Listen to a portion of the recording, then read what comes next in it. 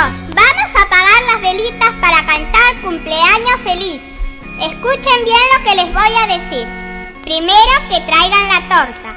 Despacito que no se caiga. Cuidadito que nadie la toque. Ahora que alguien prenda las velitas una por una. Que nadie sople. ¿Ya están prendidas? Bueno, y ahora todos a cantar. Que lo cumpla feliz.